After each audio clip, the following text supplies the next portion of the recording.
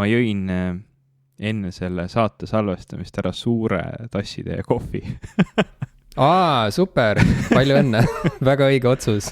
aga eelmise osa tähelepanelikele kuulajatele ma tahaksin ikkagi nagu teada anda, et ma ei ole maha kukkunud oma kofeiini mittetarbimise nii-öelda sellelt kärult, et ma ei joonud kofeiiniga kohvi. Nii et ma peaksin olema nagu okei. Ma loodan, et see on nagu okei. Et ma seda tegin. Kohe läks igavamaks, ma ei tea, ma ei ole hästi ammu kohvi joonud ja mulle kohvi maitse õudselt meeldib, aga mulle kofeiin üldse ei sobi.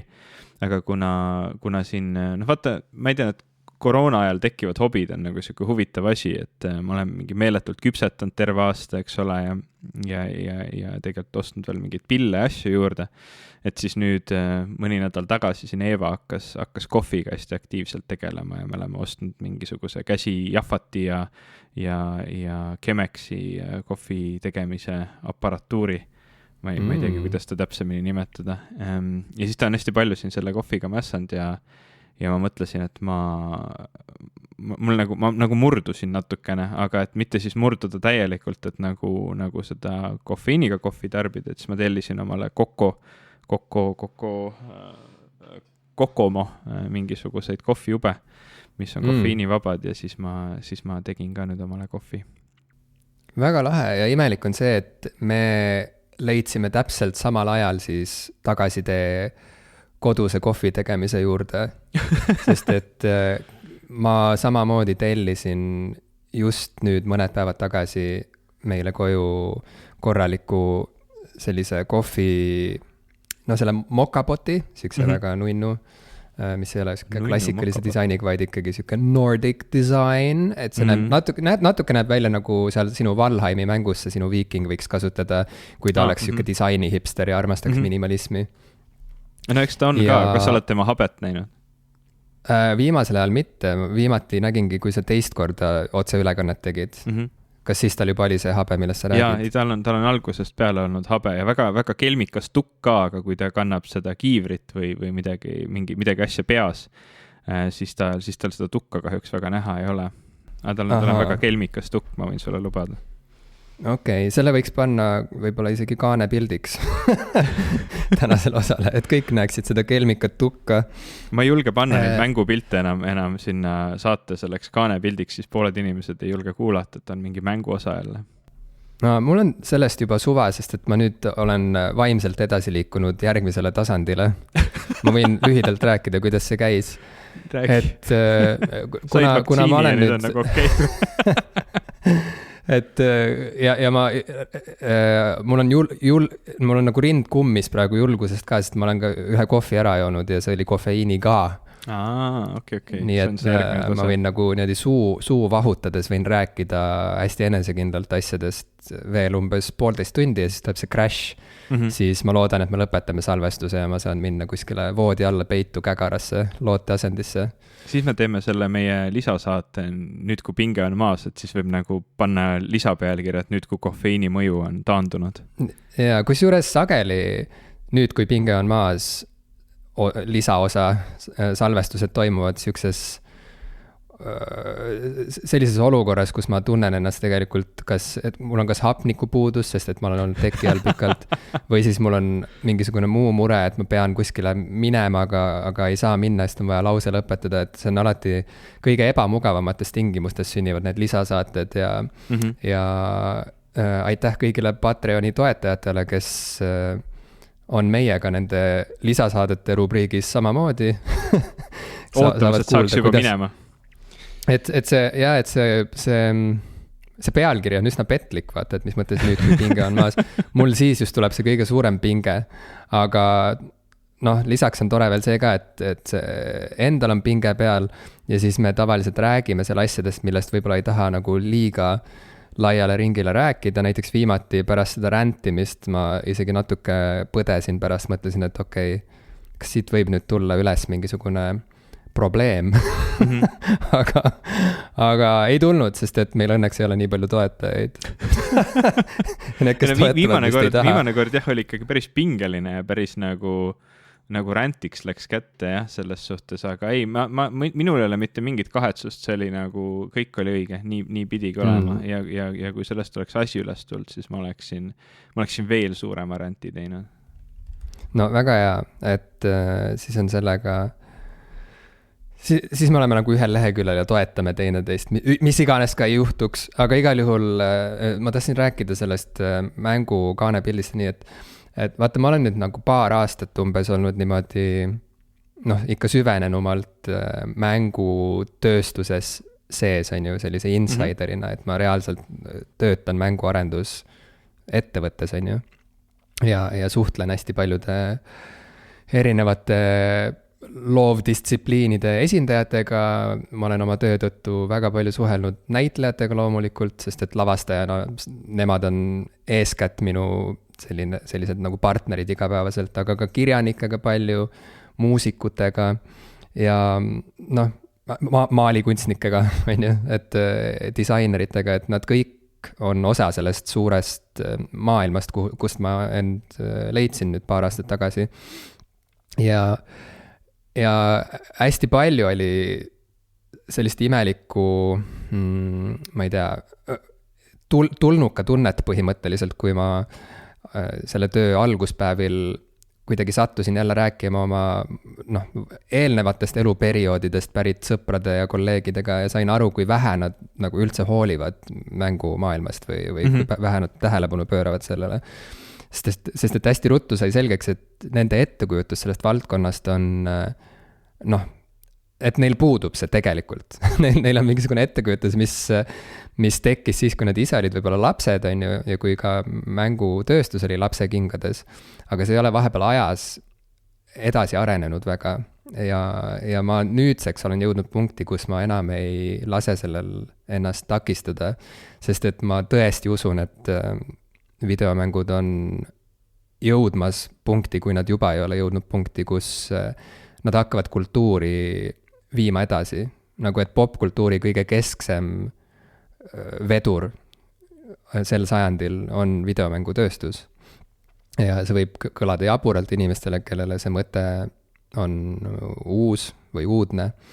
Aga ma tõesti usun seda ja ma ei ole üksi selles, et paljud märgid viitavad sellele, nii majandusnumbrid kui ka puht üldiselt loominguliste inimeste, ma ei tea, karjääritrajektoor, et erinevad andekad inimesed, kes varem oleksid otsejoones jooksnud võib-olla filmitööstusesse või teatrisse, lähevad nüüd mängutööstusesse. Ja see ongi just nimelt sellepärast, et see on jõudnud sellisesse küpsuse astmesse, kus saabki luua kõrgkvaliteetset kunsti ja täiesti uute väljendusvahenditega, täiesti uutele mastaapidele mõeldes, vaadates siis nagu publikunumbrite peale ja nii edasi.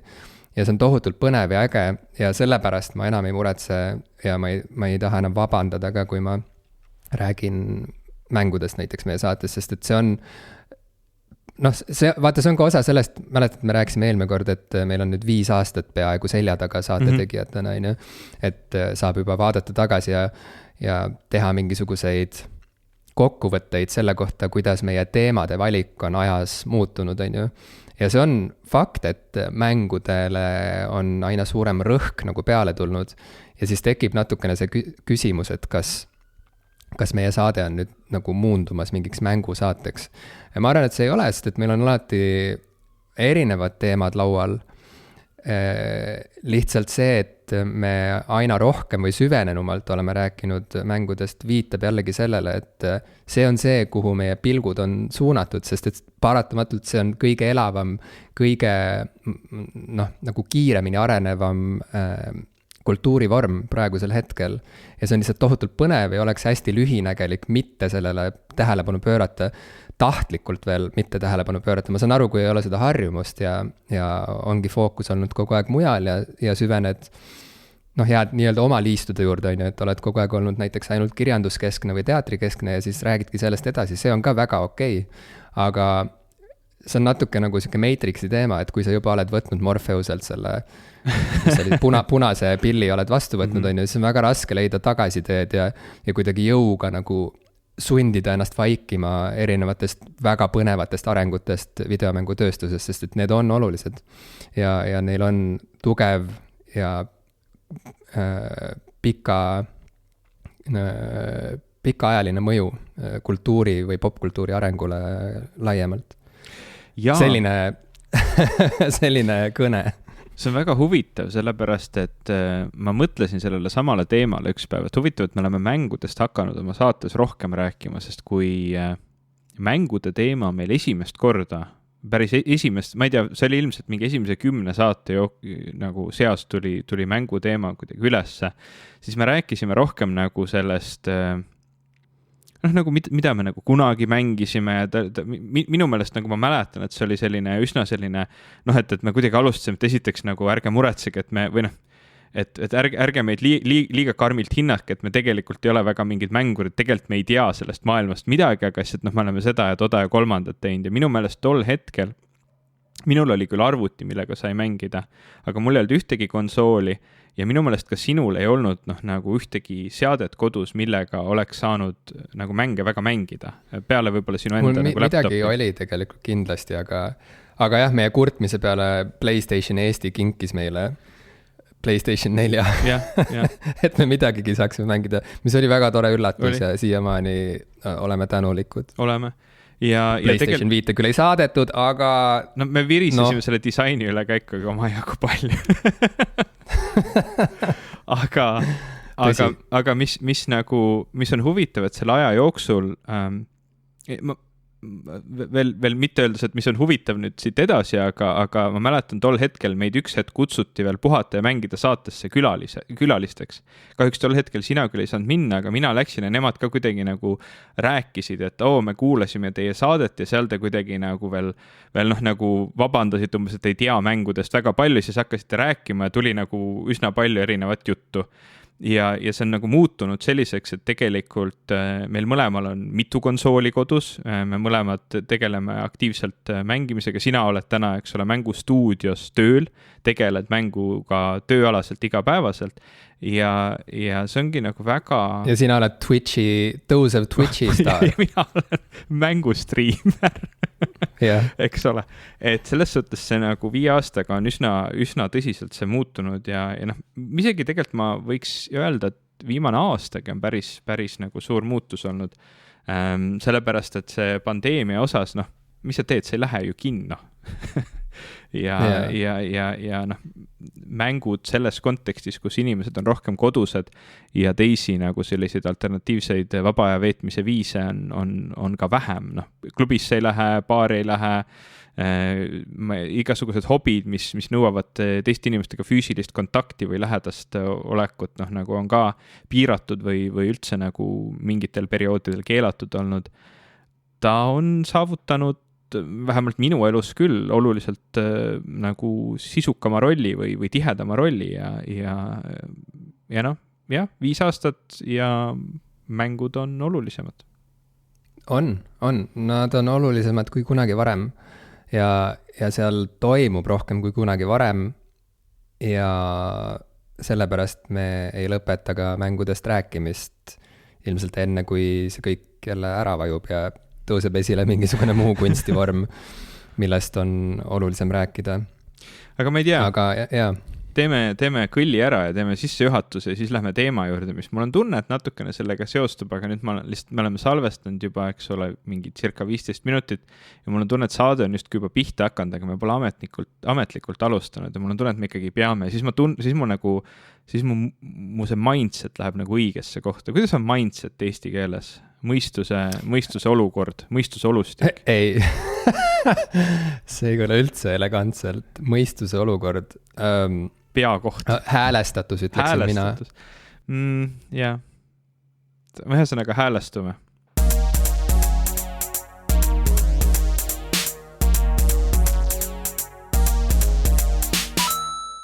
Tere, minu nimi on Ivo Krustak.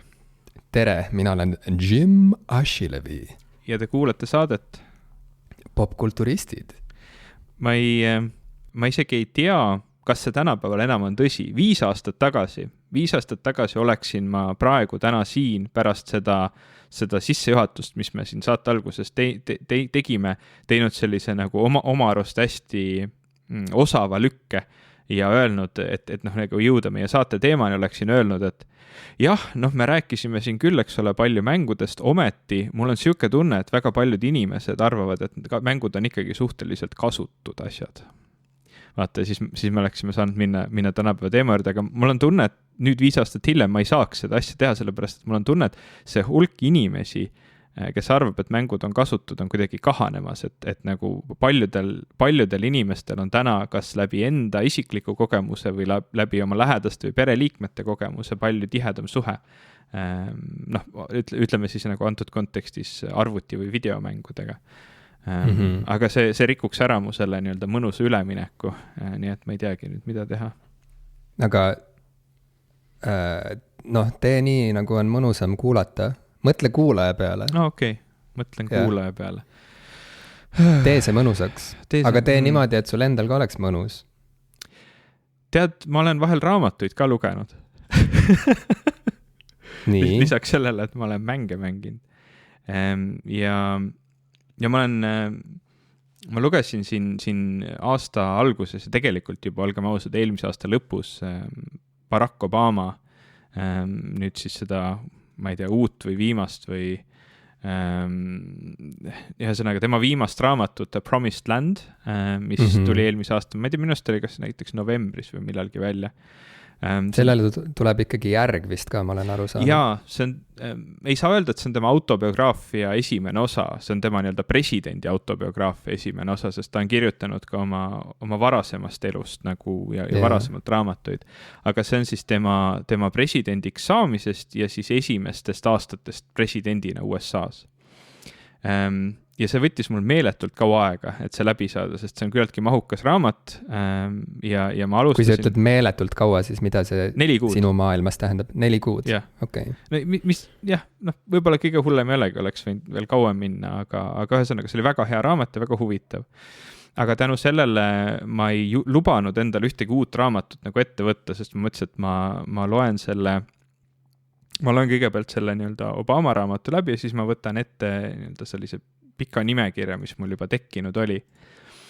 Ja selles nimekirjas, kui ma Belgiast ära kolisin, siis üks mu sõber Pia kinkis mulle raamatu nimega Kasutu kasulikkusest. See on autori poolt, kelle nimi on Nuccio Ordine. Ma loodan, et ma hääldasin seda õigesti. Wikipedia need hääldusjuhised on minu meelest suhteliselt arusaamatud, aga ma pakun, et ma hääldasin nagu enam-vähem kuidagi loogiliselt. Mis maa autor ta on? Itaalia. Aha. Kõlas natukene võib-olla Itaalia pärast. Nojah, tagantjärele mõeldes. Okei, ta kinkis mulle raamatu nimega Kasutu kasulikkusest ja ma olen selle lugemist põhimõtteliselt terve selle aja edasi lükanud, et see Obama raamat läbi saada ja nüüd ma sain selle läbi, ma võtsin selle raamatu kätte, ma lugesin sissejuhatuse läbi ja siis ma panin talle kõrvale, mõtlesin, et okei, nüüd ma pean ootama, kuni me sinuga selle saate ära teeme, sest ma ei taha seda enne edasi lugeda, kui ma olen saanud sinuga rääkida mitte nüüd selle raamatu sisust, mis ma saan aru, on rohkem nagu seotud sellega, et kuidagi nagu meie ühiskond hindab reaalteadusi rohkem kui humanitaarteadusi ja see raamat siis räägib sellest, et miks see halb on, aga lihtsalt see pealkiri Kasutu kasulikkusest meeldis mulle nii väga, et mõtlesin, et see võiks olla üks teema, mida sinuga rääkida ja arutada, mitte ainult nii-öelda humanitaarreaalkontekstis, vaid võib-olla laiemalt, et mis asjad üldse on kasutud ja miks me arvame, et mingid asjad on kasutud. Sest nagu meie see sissejuhatav osa sellest saatest, mis on nüüd juba circa 20 minutit pikk, on näidanud, me tegelikult ju räägime sellest päris palju ka varasemates saadetes ja mujal, et mis on üldse nagu popkultuuri kasu ja kuidas me seda nagu hindame ja kuidas nagu väärtustada lihtsalt mingit kogemust versus midagi, mida sa saad käega katsuda või ma ei tea, miks miks me kulutame rohkem raha sellele, et osta kena mokapott, mitte lihtsalt random mokapott ja kas see on kuidagi nagu kasulikum või vähem kasulikum või kas ilus asi, mis on vähese funktsiooniga, on kasutu võrreldes nagu koleda asjaga, mis on paljude funktsioonidega. Et mulle see raamatu pealkiri nii kohutavalt meeldis, see pani mind mõtlema igasugustele asjadele, et ma jällegi olen olukorras, kus ma ei luba endal lugeda, sellepärast, et on mingi plokk ees ja ma mõtlesin, et täna, kui me salvestame, korjaks ka selle ploki eest ära, et ma selle kingitud raamatu lõpuks läbi saaks, et ma julgeks oma sõbraga taaskord rääkida, et ei oleks iga kord sellist nagu piinlikku tunnet, et ta kinkis mulle nagu lahkumise kingiks nagu ilusa raamatu ja ma ei ole seda ikka veel läbi lugenud. Obama raamat oli vist ligi 900 lehekülge, midagi sellist. Ma ei tea, ma lugesin teda Audible'i abil. Ma ostsin ta küll esialgu Kindle'i peale ja lugesin vist esimesed paar peatükki läbi seal, aga siis ma olin üsna kindel, et kui ma tahan selle oma elu jooksul läbi jõuda, et siis ma pean ta nii-öelda teekonnale või jalutuskäikudele kaasa võtma. Ma guugeldasin praegu, Google ütleb, et 768 lehekülge, aga see kasulikkusest on ilmselt lühem raamat, eks ole? Märksa lühem, ta võiks öelda, et ta on isegi peaaegu nagu essee või ta on küll 188 lehekülge, aga ta on üsna pisike nagu formaadilt või vormilt, üsna väike. Ja mis võiks olla meie stardipakk selle arutelu käima tõmbamiseks? Ma lootsin, et sa võtad lihtsalt mingi pakku ja hakkame jooksma, sellepärast, et ma ei ole nii hästi valmistunud selleks saateks. Aga mis on näiteks üks oluline mõte, mis on sulle meelde jäänud sealt raamatust või mingi intrigeeriv moment seal, millest me saaksime ennast käima tõmmata? Või see juba oligi, mida sa kirjeldasid niimoodi laiemalt? See nii oligi, sellepärast, et ma ei tahaks ise nagu selles arutelus jääda nii kitsalt nagu humanitaar versus reaalteadused, sest minu enda nagu kontekstis ei ole mitte mingit küsimustki, et ma ei tea, humanitaarteadused, sotsiaalteadused, mis iganes, igasugusel sellisel nii-öelda intellektuaalsel harjutusel on kasu ühiskonnale laiemalt ja ma kuidagi nagu tihtilugu ei saa nendest debattidest aru, et miks kuidagi üks või teine tegevus on kasulikum või mitte kasulikum. Hoolimata sellest, et tegelikult ma ise olen nagu reaalteaduste taustaga ja olen harjunud olema võib-olla natukene sellises maailmas, kus vaadatakse nagu viltu sellele, et me siin ikka nagu päriselt nii-öelda murrame lahti teadmisi universumi elu ja kõige kohta, et siin teised, eks ole, kirjutavad luuletusi ilusaid, eks ole, et kuidagi seal nagu vahel selliselt vähemalt ajaloolisest perspektiivist on siuke tunnetus küll, aga kuna ma ise lähtusin ka reaalteaduste töös sellest, et ma tegelikult ei taha teha midagi otseselt jutumärkides kasulikku, vaid ma lihtsalt tahan teada saada huvitavaid asju maailma kohta, et minu jaoks nagu selle töö tulem ei olnudki niivõrd tähtis, kui lihtsalt see nagu protsess, et ma saan teada midagi uut maailma kohta, siis mul kuidagi ei tekkinud kunagi sellist mõtet pähe, et miski nagu teadmiste loome võib olla tähtsam, kasulikum või mõistlikum kui mingi teine. Et kui puhtalt, ma ei tea, raha peale mõelda, siis jah, kindlasti on distsipliine ja uurimusi, mis loovad suurt rikkust, näiteks rahalist rikkust maailma, aga see kuidagi, mul endal ei ole väga oluline kunagi olnud. Jaa, ma omalt poolt oskan niimoodi alustuseks reageerida, et kui sa küsid, mis on minu suhtumine sellesse väitesse üldse, et kasutu võib olla kasulik või see ei olnud see, mida sa täpselt küsisid, aga ma ei küsin üldse midagi. sealt saab tuletada mingit seda sorti küsimust, siis ma kõigepealt tahaksin panna paika mingisugused mängureeglid või mingid parameetrid selle arutelu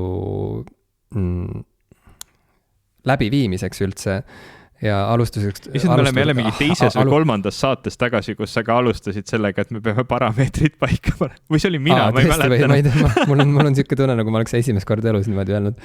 Aga sellepärast ma ka puterdasin nii palju, sest et ma ei ole harjunud ütlema selliseid sõnu.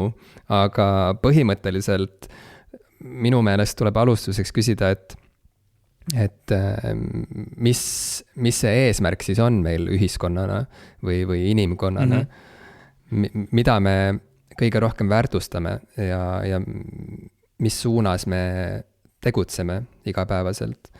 Ja noh, võib ju öelda hästi lihtsalt, et me elame, ma ei tea, vabas demokraatlikus, kapitalistlikus maailmas, siin oma maailmajaos ja kultuuriruumis, kus peamine edu tähistaja on raha, suur hulk raha, võimalikult suur hulk raha. Ja see on eriti viimastel kümnenditel pannud inimesi väga palju mõtlema selle peale, et mis on üldse kapitalismi piirid või kas kapitalismil üldse on piire, eks ole.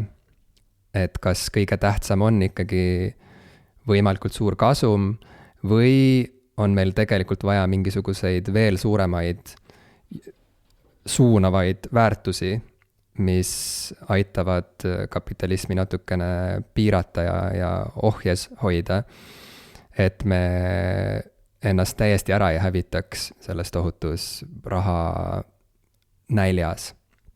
Ja ennast me ju hävitaksime eeskätt seeläbi, et me hävitame kõigepealt ära keskkonna, milles me elame ja siis see keskkond ei saa enam meie olemasolu võimaldada meile ja siis me sureme välja, on ju.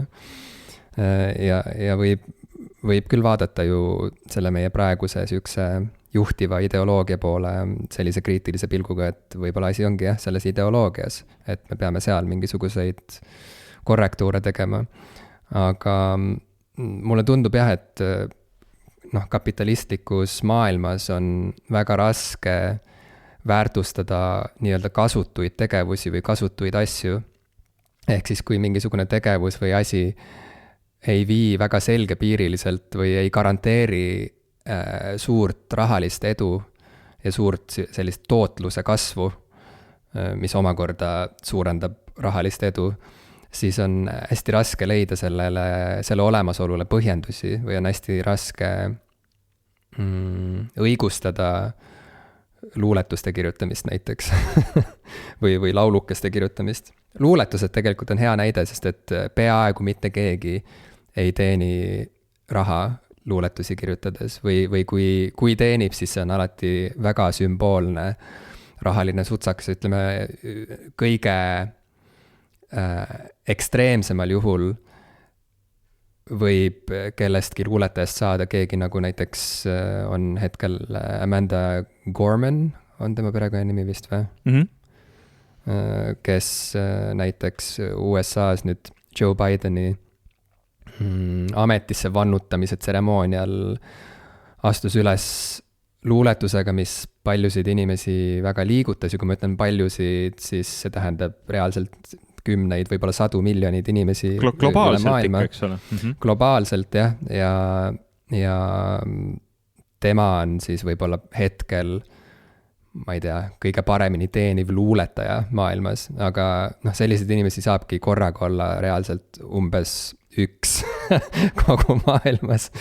Et tänu sellele suurele tähelepanule, mida ta ju igati välja teenitult seal tseremoonial pälvis, on tal nüüd erinevad sellised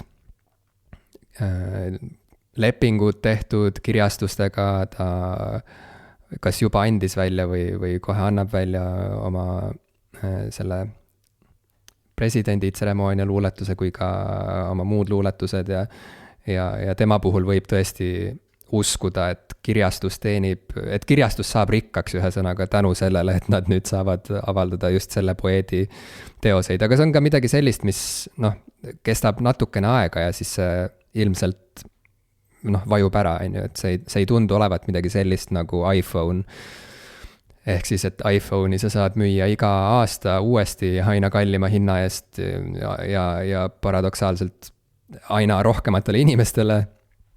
Aga luulekogusid eriti mitte, et korraks inimesed ostavad endale need selles suures, ma ei tea, muutuste tuuleõhinas ja selleks, et kuidagi võtta endale koju tükike sellest muutuste, ma ei tea, sellest murrangu hetkest, on ju, kui tuli siis ametisse keegi uus, kes lubas meile uut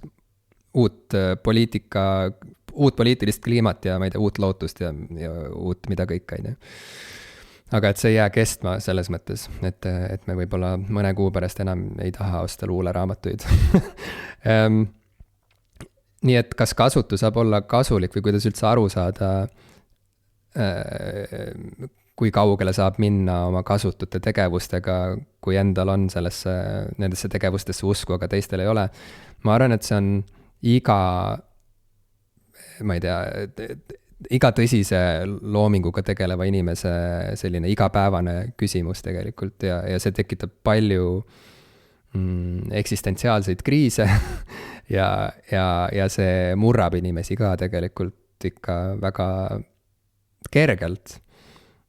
Sest meil on, ma arvan, et maailmas on ühesõnaga kõik suured meistriteosed nii kirjanduses kui ka filmis kui ka muusikas on tegelikult jäänud tegemata, ma arvan. Sest et suurem osa nendest fantastilistest ideedest jäävadki realiseerimata nagu praktilistel kaalutlustel, sest et inimestel on vaja oma pere eest hoolt kanda, on vaja maksta üüri, on vaja viia auto parandusse ja selleks, et see kõik oleks võimalik, on vaja teha tööd, mis tagab stabiilse sissetuleku ja kui teha sellist tööd, siis on harva tegelikult aega ja energiat, et pühenduda tõsisemalt oma loomingulistele projektidele ehk siis sellele kasutule tegevusele. Nii et ma arvan, et need teosed, mis meil on maailmas olemas, need vägevad kirjandusteosed ja videomängud ja filmid ja lavastused, need on see üks pisikene kaduv väike protsent sellest kõigest, mis muidu oleks võinud olla üldse mõeldav. Ja see ei tähenda seda, et see, mis on olemas, on kuidagi väärtusetu või vähem äge. Et vastupidi, meil on äärmiselt palju erakordseid suuri maailma ime tasemel suurteoseid erinevates loomingu valdkondades ja me saame neid nautida veel ka tuhandeid aastaid hiljem ja nii edasi.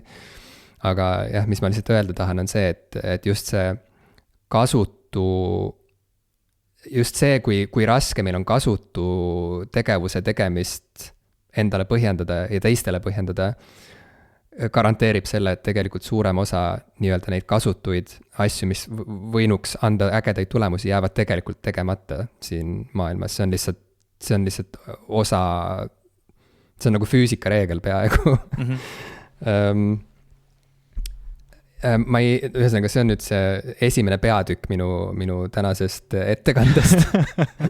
Siit edasi saab liikuda edasi teise peatükki, kus saab rääkida juba mingitest konkreetsetest elulistest näidetest. Aga ma annaksin vahepeal sulle ka sõna, et mis sa kostad selle kõige peale? Ma ei tea, mul tuli selle peale kohe nii palju erinevaid mõtteid, et mulle tundub, et ma isegi ei ole piisavalt pädev mõtleja, et neid nüüd või rääkija, et neid asju väljendada piisavalt selgelt. Ma isegi ei tea, kust pihta hakata, kas lõpust või algusest.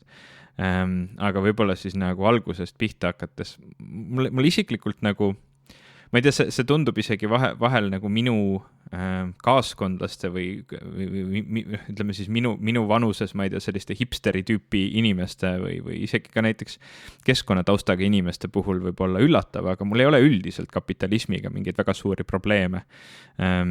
Pigem nagu võib-olla see, kuidas me rakendame kapitalismi või kuidas me tõlgendame või mõtestame kapitalismi, et seal on nagu erinevaid küsimusi ja valesti arusaamisi ja ma olen viimasel ajal jällegi nüüd on üks raamat, mul on Mariana Mazzucato nii-öelda teos Moonshot vist oli selle pealkiri, mul on see ka järjekorras nüüd lugeda, kus ta nagu põhjendab või kuidas siis nii-öelda kapitalism paremini toimima panna, et ka nagu selliseid suuremaid ühiskondlikke probleeme lahendada. Et mul nagu selles suhtes probleemi ei ole, mul on ka tunne, et nagu kogu see pool sellest, et kas nüüd kunst, kui palju on siis nagu selline loometegevus ja selline jutumärkides siis nii-öelda rahalist kasu mitte teeniv või vähe teeniv tegevus nagu piiratud või mitte võimaldatud kapitalismis versus nagu mõni teine majandusmudel või ühiskonnamudel, et mulle nagu tundub, et seal ei olegi tegelikult mingit erilist piirangut ja seal ei ole tegelikult üldsegi probleemi.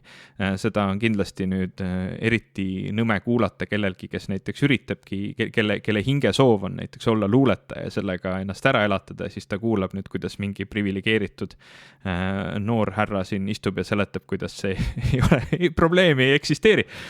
Aga noh, mul on kuidagi selline tunne, et nagu võrrelda näiteks seda poolt selles nii-öelda võrrandis, et ühel pool on justkui nagu luuletused, mis võivad ka justkui nagu üksikud neist vaid kuulsaks saada, võrrelda seda kuidagi iPhone'iga ja nende nii-öelda ajatust või vastupidavust võrrelda. No ma ei tea, mul on tunne, et nagu Shakespeare'i teosed elavad kauem kui ükskõik mis tehnoloogiline vidin, mida me praegu suudame välja mõelda ja nendega nagu tegeletakse rohkem. Ja mul on ka tunne, et nagu sellised üksikud luuletused, mis praegu meie ühiskonda peegeldavad, täidavad ju ääretult suurt ja olulist funktsiooni, sest noh, see Bideni sissevandumise ajal ametisse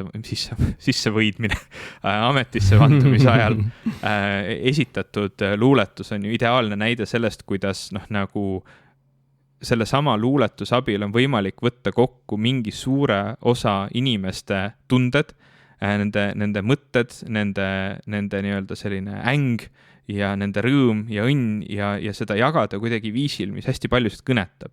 Ja noh, me näeme seda ju pidevalt sellistes olulistes kõnedes, ma ei tea, minu meelest president oma, ma ei tea, aastapäeva kõnes ikka jälle tsiteerib mingeid luuletusi, mis suudavad nagu kuidagi väga hästi kokku võtta seda vaimu. Ja minu jaoks siin nagu see vahe tulebki sellelt, et mis siis nagu, et sa kuidagi nagu oma jutu lõpus jõudsid välja selleni, et noh, nagu, et probleem ei ole mitte niivõrd selles, et ei saa luua, sest noh, saab ju küll, eks ole, kogu maailm on loomingut täis, mis võib-olla otseselt ei ole loodud eesmärgiga kasu teenida. Lihtsalt probleem on selles, et noh, nagu sellised, mitte iga idee ei saa nagu kaugemale välja, kui lihtsalt see selline idee purse, sest seda pole praktiline nii-öelda ära teha. Aga mul on tunne, et nii-öelda meie ühiskond esiteks on liikunud selle nii-öelda suurema ühendatavusega, mida näiteks internet on meile pakkunud selle poole, et järjest rohkem ideid on tehtavad, sellepärast, et kui varem sa pidid, eks ole, oma lähikondlaste seas leidma kaasmõtlejaid või oma riigis või kus iganes nagu oma keeleruumis leida neid kaasmõtlejaid, siis nüüd täna sa saad rääkida globaalse publikumiga ja kui kogu maailmas ongi võib-olla ainult 10 000 inimest, keda see teema võiks huvitada, siis nüüd sa põhimõtteliselt oled võimeline need 10 000 inimest üles leidma ja sul on päris suur, eks ole, audients võrreldes varasemaga. Nii et see nagu nii-öelda see ideede hulk, mida on võimalik ära teha nii, et see kuhugi edasi viib, on ju suuremaks kasvanud. Ja teine pool on see, et on ju ka täiesti mõistetav, et ideed, mis kõnetavad rohkemaid inimesid, mis on vähem spetsiifilisemad, võib-olla vähem nagu isiklikumad, kuid noh, ma ei saa öelda isegi vähem isiklikumad, sest näiteks see sama luuletus, mis Joe Bideni ametisse vandumisel esitati, oli väga isiklik, aga lihtsalt ta suutis kõnetada väga suurt hulka inimesi ja seetõttu ei ole ju ka üllatav, et looming, mis kõnetab paljusid inimesi, on hinnalisem meile kui looming, mis vähem inimesi kõnetab. Ma ei mõõda siin seda hinnalisust rahas, vaid ma mõõdan seda selles osas, et mida ta meile ühiskonnana nagu tähendab. Sest me ju oleme väga sotsiaalne olend ja me tahame kogeda asju, mida me saame paljude inimestega jagada. Meile meeldib olla laulupeol, sest see annab meile kõigile ühise kogemuse ja toob meid kõiki nagu kuidagi sellisesse ühte aega, ühte kohta ja see on nagu see väärtus ja luuletus, mis sadu tuhandeid või miljoneid inimesi, eks ole, kõnetab, toob samamoodi, me kõik saame sellest rääkida, me saame seda mäletada või laul, mis kirjutati ja mida on lauldud, ma ei tea, 30 aastat või 40 aastat, jällegi toob meid kokku, sest me teame seda, meil on sellega kokkupuude või mingi raamat või siis nagu me siin alustasime seda vestlust täna, mängud, eks ole, et mingi mäng nagu Super Mario tegelikult ju toob kokku terve põlvkonna inimesi või mitu põlvkonda inimesi, kes kõik mäletavad seda nagu ääretult soojalt oma lapsepõlvest, see oli neile midagi, mis ju täiesti nagu muutis nende maailma. Nii et võib tõsi olla, et Super Mario, kui tuua nagu ainult, eks ole, mängumaailmast analoog, et mäng nagu Super Mario teenib, eks ole, $100 miljoneid ja on edukas, et aga mitte iga mäng ei saa olla nii edukas. Et see on teatud mõttes arusaadav, aga mul on tunne, et see surve ei tule mitte kapitalismist ja nagu sellest, et mis on mingi asja rahaline väärtus, vaid pigem see tuleb sellest, et mis on nagu selle teose ühiskondlik väärtus, et kui palju inimesi ta suudab mõjutada. Okay. Ma ei tea, kas see oli arusaadav. Ma saan siit nii palju aru, et kunst, mis kõnetab masse, on igati ära teeninud selle edu, mis seda saadab. Üldjoontes muidugi on ka nagu äärmuslikke näiteid ja ma ei tea, kui tore see on otseselt, et ma ei tea, Leni Riefenstahli natsipropaganda filmid. Samamoodi ilmselt nagu kõnetasid masse, aga ma ei tea, kui nagu äge see otseselt oli. Kuigi see on eraldi teema, vaata vahepeal taheti ju, võib-olla isegi õnnestus nendel tsensoritel, ma ei ole enam kindel, aga ma ei uurinud seda nii lähedalt, aga põhimõtteliselt oli arutelu all nende filmide keelustamine, et neid ei saaks isegi kätte enam. Ja see oli hea arutelu selles mõttes, et mina ka arvan, et kindlasti ei tohiks keelustada ligipääsu sellistele materjalidele, sest et jällegi filmi ajaloo seisukohast ja kas või selle, ma ei tea, filmi tehnilise ajaloo seisukohast on ikkagi sellised materjalid üliolulised, need on ka omamoodi teetähised ja ma arvan, et intelligentne inimene peab olema suuteline mõtlema korraga erinevatel tasanditel või siis võtma arvesse vastukäivaid, ma ei tea, tegureid või vastukäivaid tähendusi ja saama aru, et mingi asi saab olla korraga nii vale kui ka õige või nii halb kui ka hea ja nii edasi, on ju.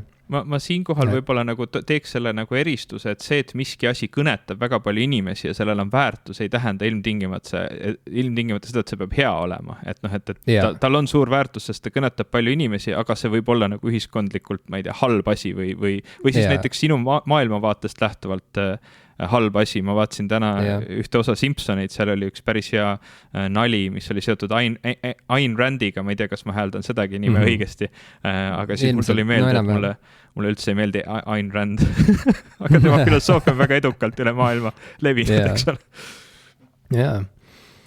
Ja ma võib-olla peaksingi oma teise peatüki sisse juhatama sellise väikse seletusega, et põhimõtteliselt ma ei taha väita seda või ma ei ürita väita seda, et kapitalism on süüdi selles, et meil on nii vähe head kunsti. Ma olen sinuga nõus, et olenemata valitsevast ideoloogiast on olukord niikuinii suht sama ilmselt, et erinevad mingisugused piirangud ja seadused ja reeglid ja asjad on erinevad võib-olla või turuloogika on erinev või mis iganes, aga ma arvan, et looming on olemuslikult selline ebapraktiline asi ja sellisena peab looming olemuslikult juba olema midagi sellist, mis sünnib autori enda tahtest ja vajadusest kõigepealt ja siis alles võib-olla jõuab mingisuguse populaarsuse astmeni, kus see saab kõnetada masse ja saab olla osa mingist kultuurist või popkultuurist. Aga ma arvan, et kunst on olemuslikult või looming on olemuslikult selline väljastpoolt tulev asi nii-öelda, see on väljaspool kasulikkuse sellist ma ei tea, ruumi või mänguruumi. Noh, näiteks ma ei tea, Sixtuse kabeli lae maal ei ole praktiline, aga see on üks kõige väärtustatumaid kultuuriajaloolisi selliseid, ma ei tea, noh, teoseid, mis meil üldse on ju. Et noh, praktiline on värvida lagi valgeks, nagu on peaaegu igas majas kogu maailmas. Ebapraktiline on teha laemaaling, nagu on Sixtuse kabeli laes, on ju.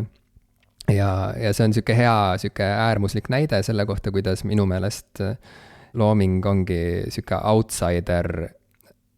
outsider force juba oma olemuselt, sest et minu meelest loomingu mõte on tuua nähtavale midagi sellist, mis muidu jääks varjatuks. Ja loomingu kaudu saab rääkida asjadest, millest ei ole võimalik rääkida teistmoodi, teisi vahendeid kasutades, argisemaid, olmelisemaid vahendeid kasutades. Ehk siis asjad, mida me ei saa välja öelda omavahelises vestluses, asjad, mida me ei saa välja öelda, ma ei tea, mingis intervjuu saates, asjad, mida me ei saa väljendada, ma ei tea, lihtsalt kellegi jutule minnes, leiavad väljundi loomingu kaudu harilikult. Ja see tuletab mulle meelde ühte hiljutist intervjuud Chuck Palahnikiga ka, ta oli ühes õuduskirjanduse podcastis külaline hiljuti ja seal ta jälle kirjeldas oma vaadet loomingu funktsioonile või mõttele ja ta on seda korduvalt ka varem teinud, aga hea oli kuidagi jälle saada seda meeldetuletust. Ta ütles samamoodi, et kirjanduse mõte on see, et sa näitad ühiskonnale peeglit, on ju, aga et sa ühesõnaga peegeldad neile vastu midagi sellist, mida nad tingimata võib-olla isegi ei taha näha või midagi sellist, mis on nii tabu, et viisakas seltskonnas ei tuldaks selle pealegi, et sellest võiks kuidagi rääkida avalikult. Ja ta on korduvalt toonud neid samu näiteid ka kirjandusajaloost, nagu näiteks, et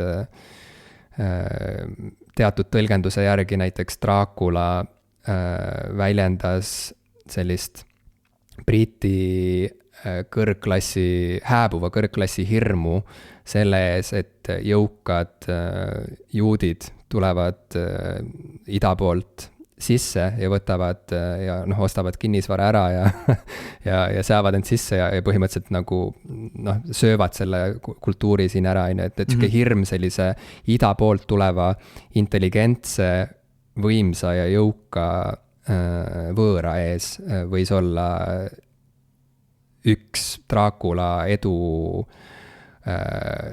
saladusi. et selle loo kaudu inimesed väljendasid mingit tüüpi hirmu, mida ei olnud võimalik tegelikult verbaliseerida või mida ei saanud nagu mingis muus avalikus foorumis kuidagi väljendada, sest et see lihtsalt ei olnud okei öelda kuidagi,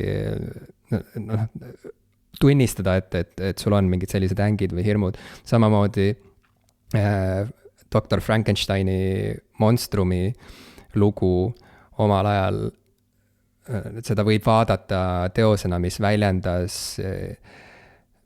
töölisklassi hirmu selle ees või ka töösturite või ühesõnaga inimesed, kes tegid oma kätega palju tööd, neil oli suur hirm ja nad nägid tulemas seda aega, kus nende oskused muutuvad tarbetuks. Sest et see oli hirm tööstusrevolutsiooni ees ja Dr. Frankensteini monstrum, tema lugu saab vaadata metafoorina selle ajastu valitsevale hirmule põhimõtteliselt, ehk siis, et masinad tulevad ja asendavad inimesed tegelikult ja inimene muutub kasutuks. Ja niimoodi tänapäeva tulles ta ütleski, et samamoodi, sama funktsiooni peaks täitma kirjandus ka tänapäeval. Ehk siis, et kirjanduse kaudu ja mingi metafoori kaudu eelistatavalt tuleks siis rääkida millestki, millest muud moodi ei ole võimalik rääkida, aga oleks jubedalt vaja rääkida, sest et kõik tajuvad seda teemat, selle teema teravust ja selle teema kuidagi sellist möödapääsmatust. Ja konks selle kõige juures on see, et see ei ole päris nii, et vaatad, ma ei tea, scrollid foorumites ringi ja vaatad, et milline teema inimesi kõige rohkem kettasse ajab ja siis kirjutad sellest mingi ägeda, mis iganes metafoorse loo, vaid konks seisneb selles, et tavaliselt see teema on midagi sellist, mida sa isegi ei leia mitte kuskilt.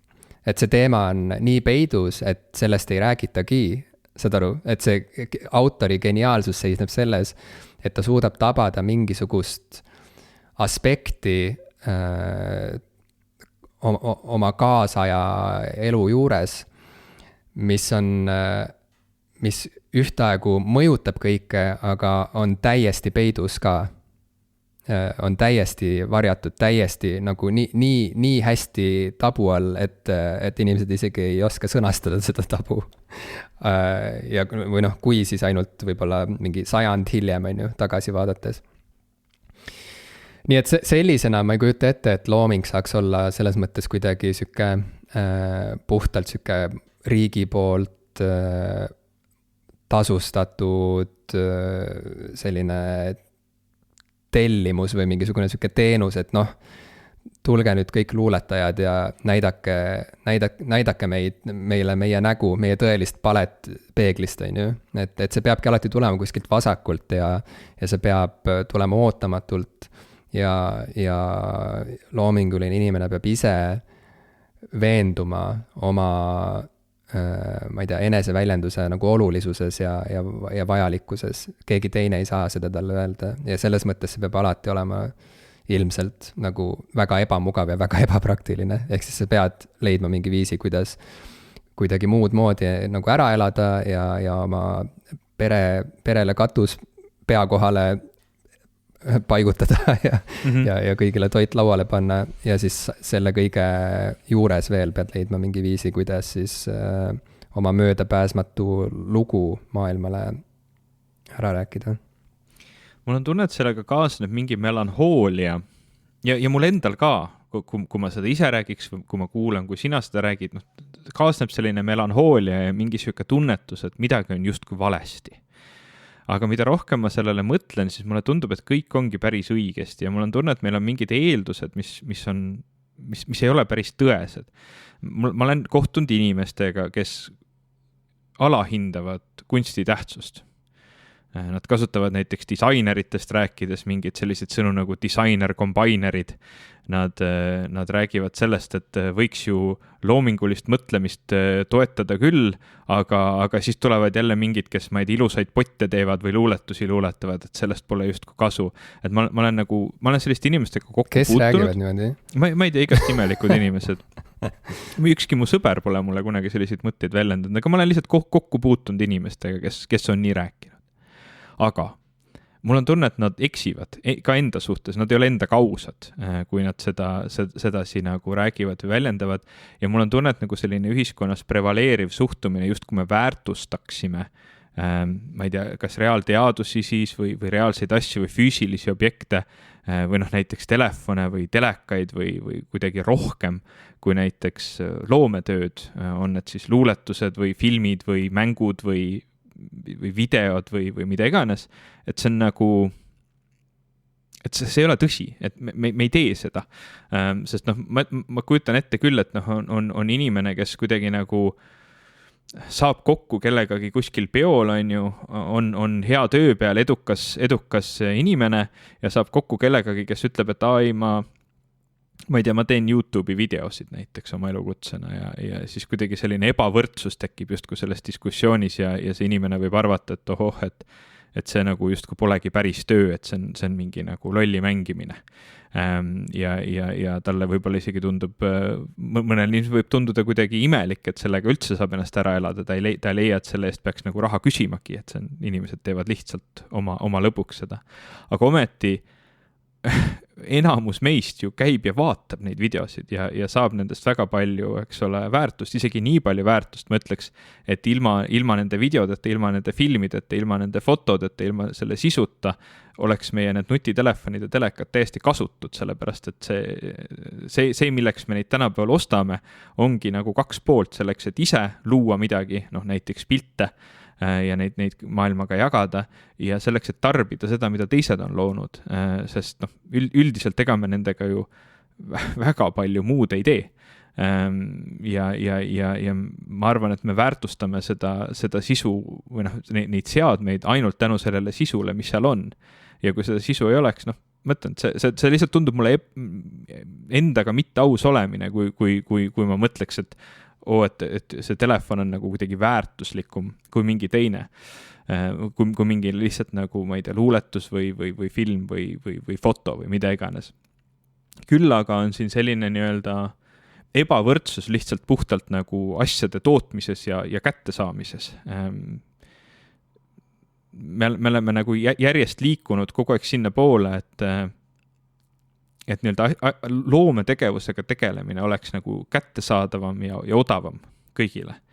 Ja tegelikult, kui me päris ausad oleme, siis me oleme liikunud ka ju järjest selle poole, et asjade tootmine, noh näiteks telefonide või telekate tootmine oleks odavam ja kättesaadavam rohkematele inimestele, aga ega need nagu käärid seal väga, väga kokku ei tule selles osas, et noh, lõpptulemusena sina isiklikult kodus istudes võid küll kirjutada raamatu, ma tean, sa oled seda teinud isegi mitu tükki kohe, eks ole, sa võid filmida filmi, mida kogu maailm näeb, kui see väga edukalt läheb, sa võid teha foto, mis saavutab ülemaailmse kuulsuse, sa võid kirjutada laulu või teha YouTube'i video, mida sa, või näiteks jah, pidada YouTube'i kanalit, mida vaatavad miljonid inimesed üle maailma ja mis suudab sind ära elatada, aga väga ebatõenäoline on, et sa toodad telekaid oma kodust, mida inimesed saavad tarbida. Ja noh, see tõttu lihtsalt tekibki nagu selline täiesti loomulik vahe selle vahel, et ühte asja nagu peab ostma poest, et on kallim ja teise eest sa nagu nii palju raha ei taha maksta, kuigi tegelikult ühiskondlikus mõttes me võime väärtustada mitte rahaliselt, eks ole, rohkem tegelikult seda sisu isegi kui seda, mille sees see sisu tuleb. Et mul on tunne, et need on nagu mingid sellised asjad, mida me kipume peas hoidma, justkui nagu on normaalne või mingi prevaleeriv arvamus, et see telefon on, eks ole, kallis asi, ta rahaliselt on kallim, me hindame seda rohkem, et need mingid nagu kogu see sisuline pool, see loometegevus, et tegelikult see pole nii väärtuslik. Küsimus on suuresti lihtsalt sellele, et mis asi on võib-olla lihtsalt prevalentsem, mida on lihtsam saada, mida võivad rohkemat teha, mille osas on ideest nii-öelda tulemuseni lühem aeg ja seetõttu lihtsalt nii ongi loomulik, see kuidagi ei määra seda nii-öelda väärtust ära ja me ise kuidagi oleme harjunud väga palju mõtlema väärtusest kui rahalisest nagu hinnast ja staatusest, aga noh, ma ei tea. Mul on tunne, et see on nagu selline võlts asi, mida me oma peas loome mingi ettekujutus, mis tegelikult ei ole kunagi nagu eksisteerinud. Aga noh, võib-olla ma eksin, võib-olla on ikkagi mure. Ja seda ma näen näiteks ühe sellise, see on üks hea näide sellest, kuidas kapitalism on kohati mürgine põhimõtteliselt meie väärtushinnangutele ja ma ka ei ole nagu selles mõttes mingisugune nagu antikapitalist ja mul ei ole tingimata välja pakkuda mingit paremat ideoloogiat või programmi, mis tõttu ma ka ütlesin, et kapitalism kui selline nõuab korrektuure ja ma ei öelnud seda, et me peame selle kuidagi radikaalselt, ma ei tea, lõpetama ära ja asendama siis mingisuguse uue programmiga, mis mul on siin ilusti välja töötatud. Mingid Fight Clubi noodid tulevad läbi. Et noh, ei, täna ma Fight Clubist ma sinna tunnelisse ei kao praegu, aga polegi ammu rääkinud. Ja. Aga ma tahtsin veel võib-olla viimase asjana omalt poolt, võib-olla jah, kolmas ja viimane peatükk minu poolt sisaldaks siis kuidas nüüd seda kõike siis et rääkides ideoloogiatest, nagu ma ütlesin, et ma olen sinuga nõus, et ma ei kujuta ette, millised ideoloogiad võiksid olla kuidagi jube head loomingule või võiksid hästi tervitada inimesi, kes tihti tegelikult näitavad meile midagi ebamugavat, igasugune muutus ja noh, tõde on sageli ju, ma ei tea, siukse purustava toimega lausa või kuidagi, et see nagu raputab meid välja mingist mugavustsoonist või mingisugusest, ma ei tea, illusioonist, millest me tingimata ei taha saada välja raputatud.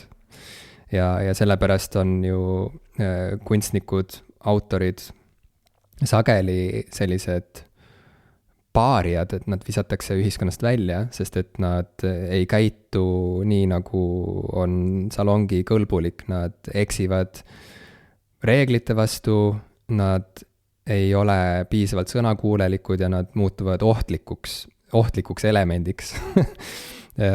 Ka see käib asja juurde. Mitte alati ja ongi, et noh, nagu sa ütlesid, et siin on nagu mingid melanhoolsed noodid ja siit, ma ei tea, jäädes sellesse melanhooliasse liiga kinni, võibki jääda mulje, et igasugune väärtuslik kunst on selline, mis ainult nagu tohutult nagu purustab ja raputab ja ma ei tea, puhastab sind läbi valu ja mis iganes, on ju. Et kui ma räägin loomingust, siis ma absoluutselt pean silmas ka sellist loomingut, mis meid igatpidi üles tõstab, mis meid igatpidi rõõmustab, ma ei tea, tantsima paneb, on ju, et ka see on osa sellest kultuuri hapnikust, mida me tegelikult elus püsimiseks vajame. Ja paljuski on just nimelt see pool kunstist või loomingust see, mis toob inimesi staadionitele kokku.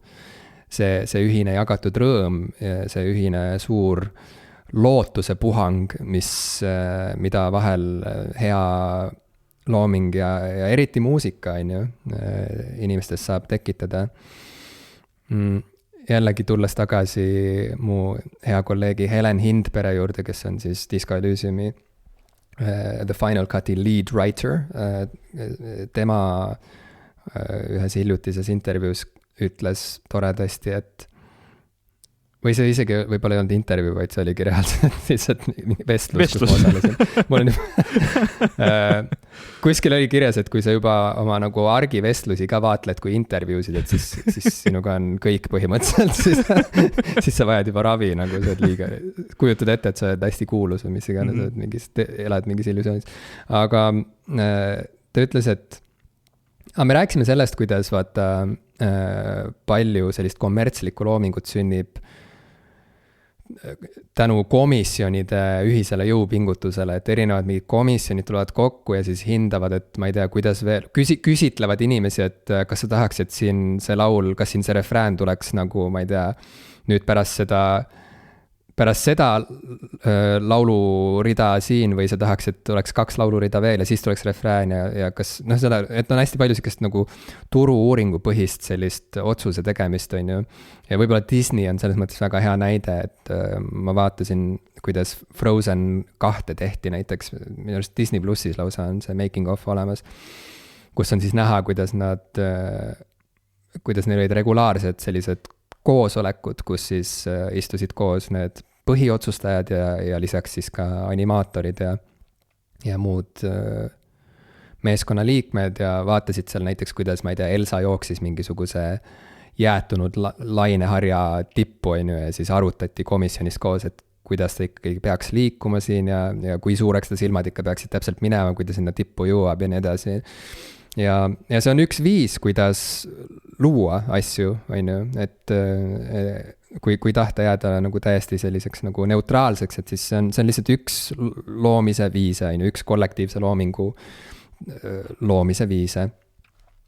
Aga see selles mõttes nagu on petlik, et ega selline turu-uuringupõhine looming, kuigi seal saab panna ka täppi ja saabki luua täielikke kassahitte, mis toovad sisse nagu 100 miljoneid, on ju, üle maailma ja stuudiod rikastuvad tohutult ja saavad iseendale õlale patsutada, et et väga hea, et me tajume nii hästi seda, mida turg nagu vajab, on ju, ja oskame nii hästi teha selliseid kultuuritooteid, mis kohe kindlasti lihtsalt teenivad kasumit. Aga see on petlik selles mõttes, et ega tegelikult kokkuvõttes, nagu Helen ütles, inimene ei tea, mida ta tahab. ja see ongi kogu selle müsteeriumi iva, et nii palju, kui me ka ei tahaks ennast lasta petta turu-uuringutest ja trendidest, siis see, mis tegelikult kultuuri edasi viib ja mis tegelikult uusi trende käima lükkab, on alati miski, mida me, või vähemalt nagu kriitiline mass, ma ei tea, tarbijaskonnast või publikust ei näinud tulemas. Ja mida kriitiline mass, ma ei tea, produtsentidest ei näinud tulemas. Ja sellepärast käib ju see liikumine alati niimoodi, et mainstream kultuur käib kogu aeg endasse neelamas avangardkultuuri. Ehk siis, et see, mis ühel hetkel on hästi punk, näiteks kas või punk ise, on ju, see neelatakse massikultuuri poolt alla ja pakendatakse ära ja saadetakse tootmisliinile kohe, kui on see retsept nagu enda jaoks kuidagi arusaadavaks tehtud ja kui see on muudetud selliseks, et seda saab nagu taastoota. Nii et enam ei ole võimalik olla punkar ja kujutada ette, et sa oled nagu, või noh, juba ammu ei ole võimalik olla nagu punkar ja kujutada ette, et sa oled täielik outsider, sest punk-esteetika on juba ammu osa sellisest nagu mainstream moest, on ju. Samamoodi ju läks krungega sealt edasi, on ju, mille ülim tõestus on see, et teismelised ostavad H&M-ist endale Nirvana T-särke, olemata tingimata isegi kunagi kuulnud Nirvana muusikat, see on lihtsalt mingisugune logo. See on lihtsalt mingi emotikon, mis on nagu sageli mingisuguse särgi peal, on ju, see keel suust väljas lainelise suuga Nirvana lõust. Vaata, siin on üks hea tsitaat ja nüüd on hästi keeruline hetk, kus sellised head tsitaadid kipuvad vahetama autoreid, sellepärast, et ma tegelikult ei tea, kes see seda ütles, aga mul on tunne kuskil pea taga otsas, et sellest rääkis Frank Zappa. Lihtsalt sellega, kuidas avangardlik kultuur nagu sööb sisse ja muutub ja kuidas meie nagu arusaam nii-öelda sellest, mis on ja ei ole hea või praegu see nii-öelda ajastu hõng on nii-öelda kontrollitud või kuidas selle kontrolliga võib vahel halvasti minna, et ta rääkis sellest kuidagi, et kui muusikastuudiod, ma arvan, et see oli Frank Zappa, ma ei tea, aga oletame, et ta rääkis sellest, kui stuudiod juhtisid vanad mehed, siis nad ei teadnud, mis noortele meeldib. Nii et tuli sisse mingi artist, kes tegi mingit veidrat, lärmakat muusikat. No ma ei tea, vist noortele meeldib, ega mina ka ei tea, mis need noored tahavad. Paneme purki, teeme ära, vaata, mis saab, on ju. Et aga nüüd juhivad stuudioid noored mehed, kes on kindlad, et nemad teavad, mida noored tahavad. Ja kuna see, mida nii-öelda jutumärkides noored tahavad, on pidevalt muutuv, eks ole, siis nende see enesekindlus on tegelikult see, mis neid petab, et nagu nad tegelikult ei ole enam kursis sellega, aga nemad arvavad, nemad on kindlad, et nemad tegelikult teavad, sest nemad on noored ja seotud selle maailmaga. Ja see tuletab mulle meelde ühte väga toredat artiklit või sellist nõuanderubriiki ajakirjast Wired, kus üks meie põlvkonna esindaja ehk siis 30-ndates olev inimene ehk millennial kirjutas siis Wiredisse murega, et kas ma peaksin endale tegema ikkagi TikToki konto. Ma nägin, sa jagasid seda. Ja küsimus oligi selles, et ta tingimata ei taha seda teha, aga ta tunneb ennast hästi halvasti sellepärast, et ta võib-olla muud moodi lihtsalt ei saagi aru, mis toimub noorte kultuuris või et ühesõnaga, et mis on praegu nagu noorte jaoks oluline või trendikas või äge, mis on see nende praegune stiil üleüldiselt ja nii edasi. Ja see vastus oli kuidagi üllatavalt sihuke, kuidas öelda, stoiline ja tark minu meelest. Et mulle hästi meeldis see, ma ei tea, kas sa lugesid seda, aga me võime selle lisada oma saate märkmetesse ka, ma ei hakka seda nagu ümber jutustama, aga see vastus oli kuidagi hästi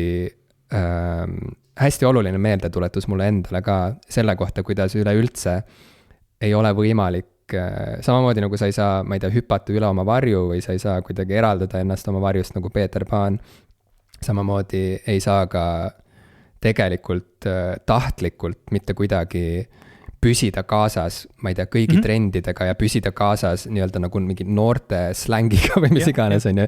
Et me olemegi selles mõttes nagu, me oleme nendel rööbastel, kus me oleme omadega ja see, mille üle meil on kontroll, on see, et kui palju me väärtustame ja armastame ja levitame seda, mis meile on oluline, kas siis kultuuris või mingites muudes valdkondades, aga põhimõtteliselt, et ela oma elu ja armasta oma elu ja väärtusta oma elu põhimõtteliselt. Et mina väljendun niimoodi plakatlikult, aga seal oli väga huvitavaid selliseid mõttekäike, mida ma hea meelega jagaksin ka oma kuulajatega, sest et ma täitsa kirjutan neile kõigile alla, nii et lisame saate märkmetesse selle väikse artikli ka. Aga ma tahaks oma selle 3. peatüki võtta kokku ikkagi sellest Helen Hindberg mõttekäigust lähtudes, et inimene ei tea, mida ta tahab. Ja ma tahakski jõuda siis lõpetuseks sinna, kus ma ütlen, et kuna inimene ei tea, mida ta tahab kultuurilt ja jällegi nagu Helen ütles, et ma ju ise ka tahan, et kultuur üllataks mind. Et kui ma lähen kinno, ma tahan üllatuda, ma tahan näha midagi sellist, mida ma ei ole kunagi varem näinud, ma tahan kogeda midagi seni nägematut, ma tahan tunda midagi, mida ma varem pole tundnud, ma tahan mõelda lugudele, millest ma varem ei ole, mida mulle varem ei ole jutustatud, eks ole. Ma tahan, et mind liigutataks, aga ma ei tea tingimata, mis asi see täpselt on, mida ma siis tahan, on ju, enne kui ma olen selle asja enne kui ma olen seda kogenud. Et samas olukorras on ju ka loojad ise, et inimesed on nii-öelda publikuna sellises olukorras pidevalt või sellises, ma ei tea, seisundis, sellises teadmatuse seisundis, aga ka loojad ise on sellises seisundis ja see ongi minu arust olemuslik selline otsuse tegemise koht ühele loomingulisele inimesele, et kas ta suudab sellele teadmatusele vaatamata sööstma edasi oma huvide ja ideede poole või ta hakkab kartma ja põdema ja mõtlema, et kuna ma ei tea päris täpselt, miks ma seda raamatut tahan kirjutada või kellele ma seda üldse kirjutan, siis ta lihtsalt jätabki selle kirjutamata või jätabki selle albumi salvestamata, sest et ma ei tea, kas see üldse nagu, see on ju nii tugevalt mõjutatud tegelikult asjadest, mida on juba enne mind nii palju paremini tehtud ja mis ma siin ikka vaata, on ju, et see ebakindlus sööb hästi palju loomingut ära tegelikult maailmast, mis muidu võiks sündida. Aga kui see teadmatus võtta omaks, võtta avasüli vastu, siis võib looming ise ikkagi juhatada autori kuskile, kuhu ta poleks eales arvanud, et ta jõuab. Ja siit me jõuame ilusti, ma ei tea, kõikide teemade juurde, millest me oleme üldse rääkinud 5 aasta jooksul, et kõik need ägedad teosed, ma ei usu, et ükski neist tegelikult oleks sündinud kuidagi selle teadmise pealt, et see autor või need autorid oleksid nagu teadnud, et vaat see nüüd saab olema selline game changer, nagu, et sellega me nüüd muudame kultuuri ja me saame popkultuuri ajaloo selliseks teetähiseks nüüd kindlasti. Ma ei tea, et Billie Eilish ei teadnud, et need lookesed, mida ta oma venna magamistoas nagu mingi Mac läpakasse salvestas, et need ühel hetkel nagu muudavad, ma ei tea, popmuusika kõla kui sellist.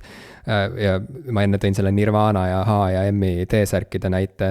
Võib-olla hiljutisem näide on näiteks Mõmina räpp, on ju, et juba olukorras, kus hip-hop juba oli muutunud domineerivaks popmuusika stiiliks, tuli siis sisse mingi teistsugune hip-hopi vorm, mille kohta siis ühtäkki mingid hip-hopi konservatiivid ilmusid välja, kes ütlesid, et mis see nüüd küll ei ole mingi õige räpp, on ju, et siin ikka omal ajal meil nagu head räppi hinnati selle järgi, kas ikka räppar oskas nagu ägedaid sõnu kirjutada ja oskas nagu virtuoosselt kuidagi vuristada ette kõik need keerulised riimid, ilma et tal keel sõlme läheks, on ju. Et nüüd siin mingisugune 13-aastane nolk nagu mõmiseb midagi oma magamistoas, on ju, mingi kehva mikrofoni sisse, et siis see veel on ju.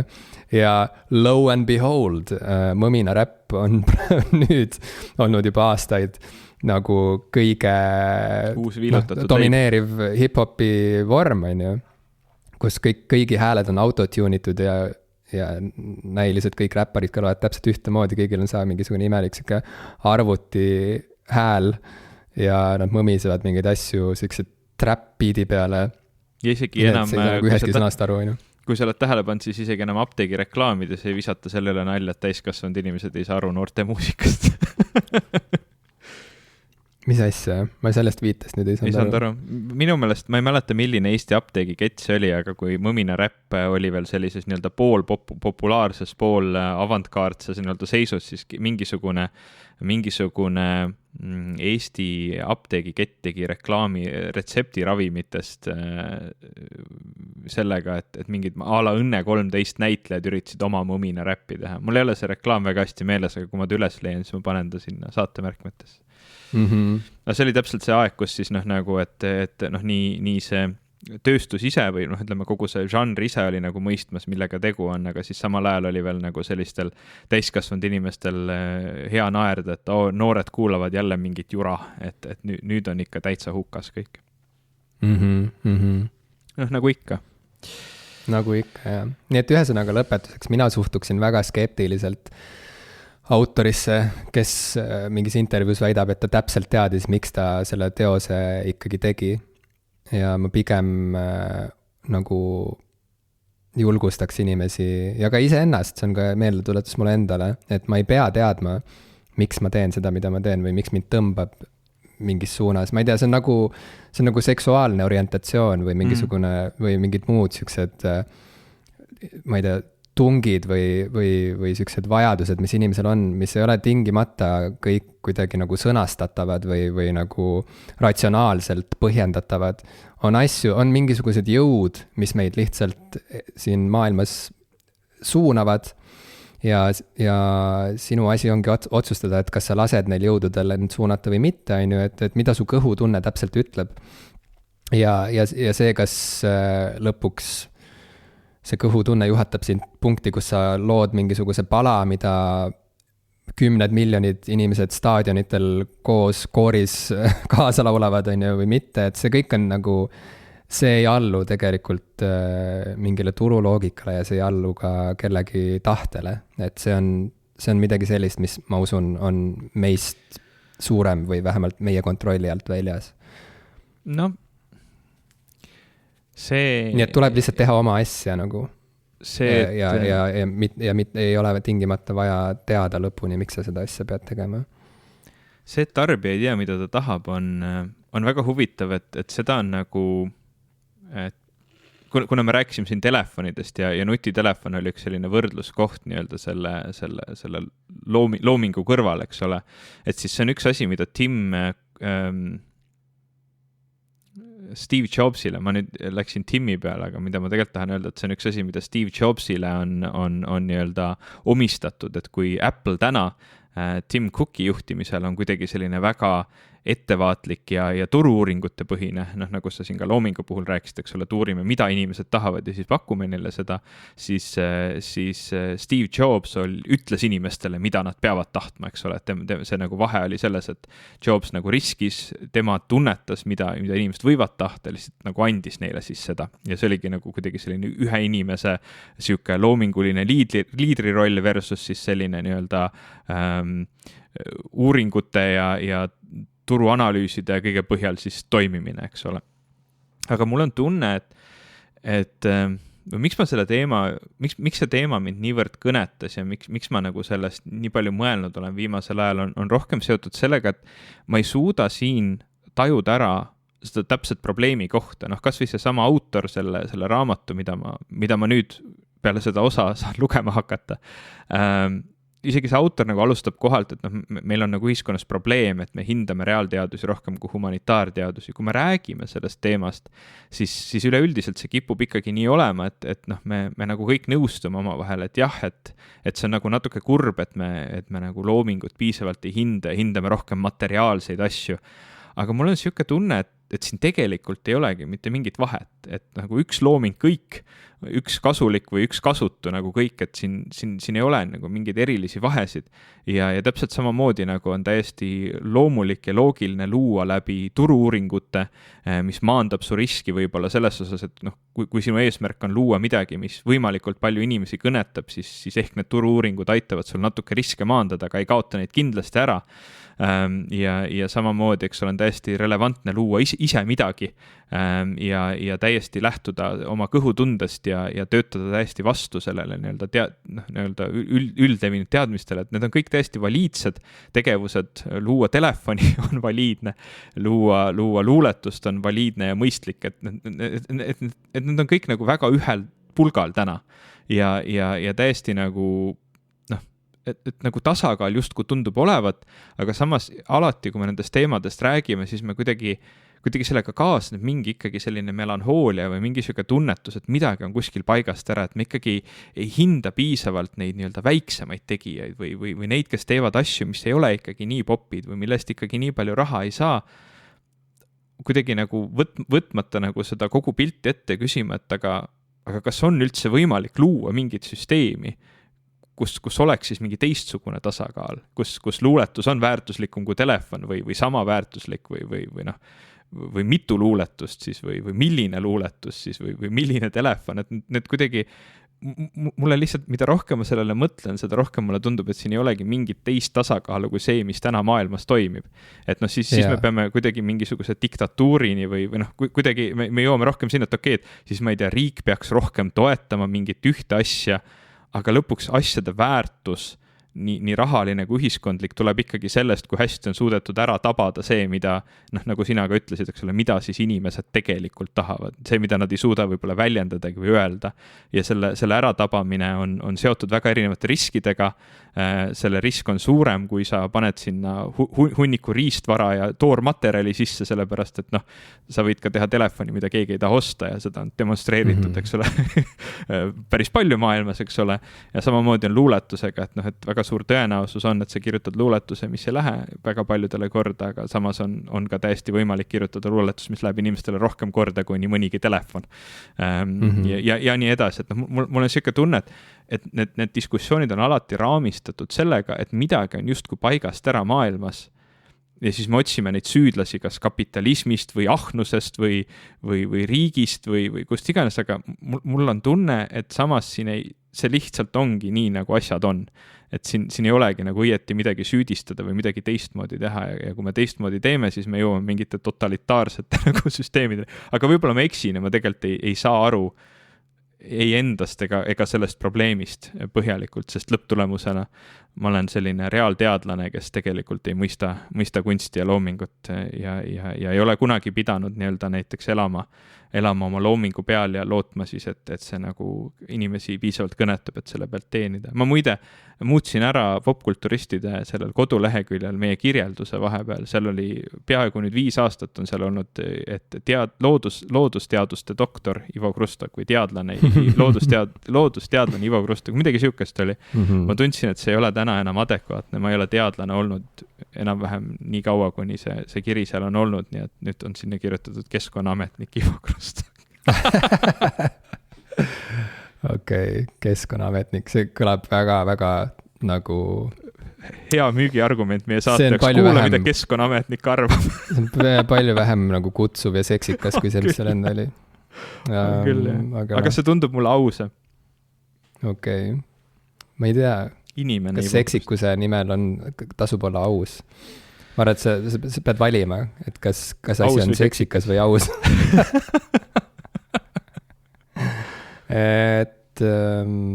Kuna ma ei ole seksikas, siis on aus olla mitte seksikas, vaata.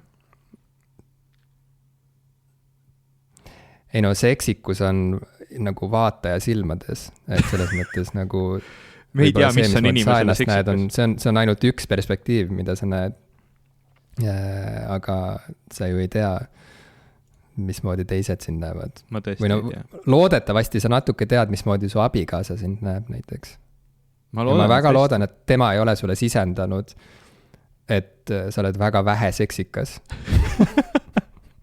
Ei ole tõesti. Aga sellest võib teha eraldi nagu teemasaate, me võime kutsuda su abikaasa saatesse isegi. Sa võid intervjueerida. Pikemalt lahata. Algab kohe, nii et skaalal 1 või 0-10 kui seksikaks sa hindad oma meest ja siis sealt see saade läheb käima. Vaatab edasi. Aga ma tahtsin reageerida veel sellele, et sa ütlesid, et sul tundub, et see olukord, milles me oleme, et see ongi, sa ei kasutanud seda sama sõna, aga põhimõtteliselt, et optimaalne põhimõtteliselt või noh, et see on nagu see paratamatu võib-olla või? See on see paratamatu seis ja siin ei olegi midagi nagu muuta, et ma selles mõttes vaidleksin vastu, et ma arvan, et kõik ongi pidevas muutumises ja selles mõttes ja seetõttu on sihuke ellujäämisvõitlus on elu paratamatu osa. Ja sellepärast me loomulikult peame kogu aeg arutama, ma ei tea, erinevaid, et kas mingid rahastusmudelid on ajale jalgu jäänud või on veel ikkagi adekvaatsed ja toimivad või mitte ja kas meie väärtushinnangud on õiged või mitte, noh, et jällegi, et minnes suurte teemade juurde, siis on ju väga oluline on ju arutada praegu erinevaid, ma ei tea, tervishoiu rubriiki kuuluvaid teemasid, on vaja arutada keskkonnahoiu rubriiki kuuluvaid teemasid ja ei saa öelda, et noh, et selle mõtlemisega, et kõik on nagu on ja teisiti ei saagi olla, selle mõtlemisega me ei saaks mitte midagi muuta ju või me ei saaks mitte midagi nagu, me ei saaks liikuda mingisuguse soovitud tulemuse suunas, kui me lihtsalt laseksime asjadel olla nagu nad on ja ma arvan, et sellepärast peabki kunstnik ka, noh, et looming ei ole ka kuidagi mingisugune staatiline asi või looja positsioon kultuuris või ühiskonnas ei ole mingisugune fikseeritud asi, et see võib ajas muutuda ja see muutubki ajas, mistõttu on vaja ka pidevalt seda oma territooriumi nagu kaitsta või kuidagi või endale uuesti kuidagi välja võidelda. Et see ei ole kunagi püsivalt kellelegi antud ja see on see, miks me oleme paratamatult sunnitud kogu aeg ikkagi nagu rääkima sellest, et aga kuidas me saaksime paremini või kuidas me saaksime ikkagi, kas me väärtustame ikkagi praegu õigeid asju ja kui ei, siis mida me saaksime teha, et see fookus läheks kuidagi teravamaks ja ja oleks suunatud õigesse punkti. Ja vist rohkem ei tahtnudki öelda. See oli siis peale 3. peatükki siis sellise kooda, ehk siis see tõi meid selle diskussiooni lõppu. Ma olen väga tänulik selle kokkuvõtte üle, mis just tegid sellepärast, et mul on tunne, et kuigi ma nagu ise ei tahtnud kuidagi mõelda või arvata, et asjad ei ole muutuses või kõik on nii, nagu nad alati on olnud või peaks olema, et ma väga nagu hindan seda poolt, et asjad peavadki kogu aeg muutuma ja sellest tuleb rääkida. Siis see pool, just seesama, mida sina välja tõid ja mida ma just ütlesin, et sellest tuleb rääkida, on see, millest ma vist päris täpselt pihta ei saanud. Et see on see, miks ma kogu aeg nagu rõhutasin seda, et millegi pärast sellega käib kaasas alati mingi melanhoolia, just kui asjad oleksid valesti. Sellepärast käibki, jah, nüüd ma saan aru, sellepärast käibki, et me peamegi arutama, kas asjad on õigesti, kas me väärtustame asju praegu nii, nagu meil on vaja ühiskonnana, nagu meil on vaja inimestena ja seetõttu need diskussioonid võivadki alati kas kuskilt melanhooliast, kuskilt mingitest tunnetest, mis meil on tekkinud, et midagi on ebavõrdne või valele poole kaldu või paigast ära ja noh, sealt tuleneb see melanhoolia, sealt tulenevad võib-olla need ekstreemsed arvamused, mis võib-olla inimese enda seeski pole päris korrektsed ja sellest tulevadki tegelikult need vaidlused ja mõtted. Nii et ma olen väga tänulik, ma saan nüüd seda raamatut lugema hakata ja nautida loodetavasti. See oli väga kasulik vestlus. Väga hea, aitäh, et tõstatasid teema ja head lugemist ja mul on nüüd saate lõpetuseks, ma arvan, et siia mahub üks väike teemarubriik veel pärast kõlli. Ma saan sulle soovitada, kus sa seda raamatut võiksid lugeda. Okei, teeme nii. Nüüd, kui sa oled otsustanud, mida lugeda, noh, ma tean, et sa juba alustasid seda raamatut, aga mida edasi lugeda siis või mida lõpuni lugeda, siis ma arvan, et sul on vaja ka kohta, sükest head mõnusat kohta, mis soodustab süvenemist ja mis kuidagi häälestab sind vastavalt, tekitab sinust sellist mõnusat lugemise tuju. Ja üks väga hea koht, kuhu minna, on kosmos. Kosmoses on kindlasti hästi hea lugeda. Ma nägin hiljuti väikest uudist, et kuna siis rahvusvaheline kosmosejaam või siis ISS, International Space Station, hakkab vaikselt otsi kokku tõmbama, seal niimoodi jupphaaval, noh küll ka uuendatakse seda ja arendatakse, aga ühtlasi ka valmistutakse juba selliseks tulevikuks, kus noh, paljud funktsioneerivad osakonnad seal on oma elu ära elanud ja võiksid võib-olla hakata teenima mingeid muid eesmärke, et siis nüüd on jõutud punkti, kus selline ettevõte nagu Axiom on võtnud mingi pinna üle seal kosmosejaamas ja ehitanud selle ümber niimoodi, et seal on nüüd väike hotellikene. Okay. ja aastal 2022 jaanuaris, ehk siis juba järgmise aasta alguses, selleks, ühesõnaga jaanuariks on planeeritud juba esimene lend sinna, mille käigus siis läheb, ma saan aru, et neli inimest vist lähevad sinna mitte ainult chillima, vaid ka kolm väga rikast meest Okay. lähevad sinna chillima ja mitte ainult chillima, vaid ka tegelikult natuke tööd tegema, et praegu on ikkagi see plaan selline, et seal lisaks puhkamisele ja ägedate Instagrami piltide tegemisele rakendatakse neid turiste ka sellises nagu teadustöös natukene, et nad nagu aitavad läbi viia võib-olla mingisuguseid selliseid uuringuid või katseid, mida saaks väga hästi just nende abiga seal teha. Ja väga lahe kirjeldus sellest, kuidas seal on niisugune mõnus suur tuba, kus on nagu 360 kraadine selline vaade põhimõtteliselt kosmosele. Ehk siis seal on palju aknaid ja on väga mõnus seal imetleda tähti ja meie armsat maakera. Ja pilet sinna kosmosehotelli maksab 40 miljonit naela. Oota, sa tahad mulle öelda, ja ma olen tõesti üllatunud, et ma ei ole need uudised ei ole mulle silma jäänud. Sa tahad mulle öelda, et need inimesed, kes juba järgmise aasta alguses lähevad rahvusvahelise kosmosejaama pardale, ei ole ei astronaudid, ei kosmonaudid ega isegi mitte taikonaudid, et nad on lihtsalt rikkad inimesed. Nendel puudub varasem, inimesed, kes on treening ja ostnud pileti ja selle pileti eest nad läbisid ka pika ja põhjaliku sellise koolitusprogrammi loomulikult. Aga jah, nad valmistuvad nüüd jaanuaris kosmosehotelli minekuks ja praeguse plaani järgi veedavad seal pardal siis 8 päeva. Ma olen teatud mõttes sõnatu. See tundub mulle midagi, millest on räägitud ju aastakümneid. Tegelikult juba, ma ei tea, 50-ndatel ja umbes sellisel ajal, kui need esimesed siuksed meie kosmoseaventüürid nagu olid käimas ja inimene hakkas kosmose poole vaatama kui mingisugusele praktilisele suunale, kuhu minna ja millega nagu et kui meil teksid üldse võimalused nagu siit planeedilt lahkuda, siis kohe ju hakati rääkima, et üks päev sa saad minna, ma ei tea, kuu reisile ja tuurile ja seal, ma ei tea, isegi võib-olla ööbida. Seda, et mingisuguses nii-öelda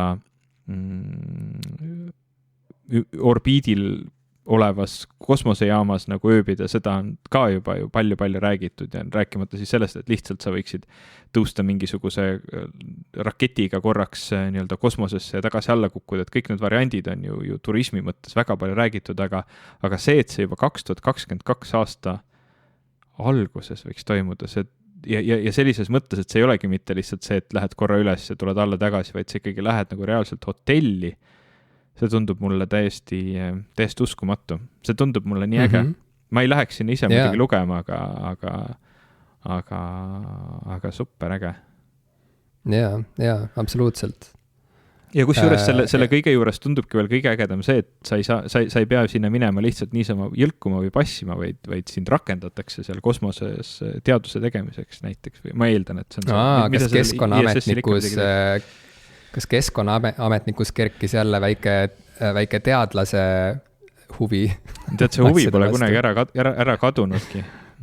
Aga ma pigem tunnetan, et minu võimekus teadust teha lihtsalt tänu sellele, et ma pole seda ammu teinud, on langenud. Ma usun, et kui ma selle jälle uuesti ette võtaks ja näiteks töötaksin ülikoolis ja teadlasena, siis see kõik tuleks tagasi. Aga võib-olla selleks olekski vaja teha ISS-il. selleks olekski vaja väikest eelarvet, täpsemalt siis 40. Meil oleks vaja 40 miljonit naela. Teeme Ivost jälle teadlase. Ma teen praegu siin üleskutse, teeme Ivost jälle teadlase ja popkulturiste saab tegelikult täiesti otse toetada Patreonis, patreon.com/popkulturistid.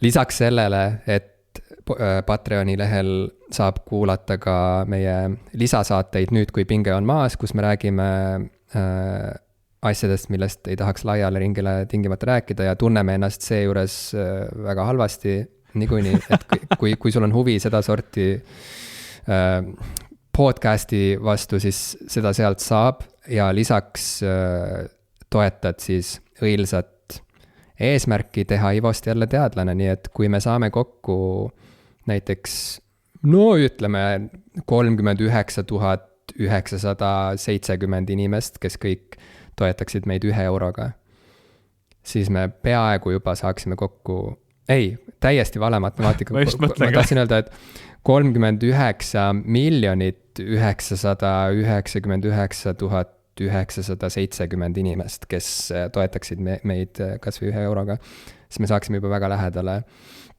sellele rahapatakale, mida on vaja selleks, et teha Ivo jälle seksikaks. Kui nüüd hiljuti sai siia popkulturistide juurde loodud veel selline nii-öelda soovitused Eesti erinevatest sotsiaalmeedia platvormidest, ma ei teagi täpselt, kuidas seda enam nüüd nimetada, aga sai loodud uus sektsioon, et siis mul on tunne, et ühe sektsiooni võiks veel juurde luua lihtsalt, et eks ole, saade nüüd juba varsti 5 aastat vana ja uuendused on ju alati teretulnud. Vähemalt ma loodan. Ja kuna meile just mõni aeg tagasi, või nüüd juba tegelikult mitu nädalat tagasi kirjutas Kaisa Kuslapuu, et nemad on oma ansambliga ja ma püüan seda nime nüüd hääldada õigesti ansambliga Lonitseera kirjutanud uue laulu, mille pealkirjaks on siis Sidrunhappe E330, et kirjutas, et kuulake, äkki teile meeldib, äkki tahate isegi saates lasta, siis me mõtlesime, et polegi ju nagu enam saates seda muusika kohta. Pärast seda, kui me raadiost lahkusime, siis pole esiteks meil võimalik ju lihtsalt niisama muusikat lasta, kuna siis me peame neid autoriõigusid ja kõike muud tasuma. Aga kui niimoodi artist otse ise meile saadab ja see on tema enda lugu ja keegi meile pärast kallale ei tule, kui me selle loo siia saatesse paneme, siis me mõtlesime, et võiks ju neid lugusid teiega ka jagada, see oli väga kihvt lugu ja panemegi selle nüüd siia saate lõppu ja kui teil on, kui te olete ka äge muusik või teil on ansambel ja teil on selline lugu, mis on päris teie oma ja ei kuulu ühegile, ma ei tea, autoriõiguste omanikule peale teie ja te tahate, et me võiksime seda mängida, siis saatke meile, kuulame üle ja kui on äge lugu, siis panemegi oma saadete lõppu. Nii et siin siis Lonitseera ja nende singel Sidrunhappe E330.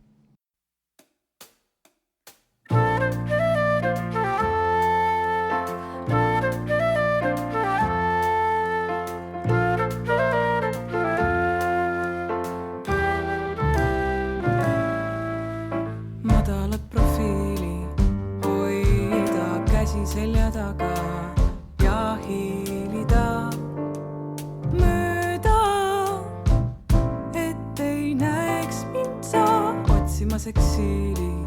Mu kodus mineviku varjud või tont teab, kes mõnda kindlalt meenutab.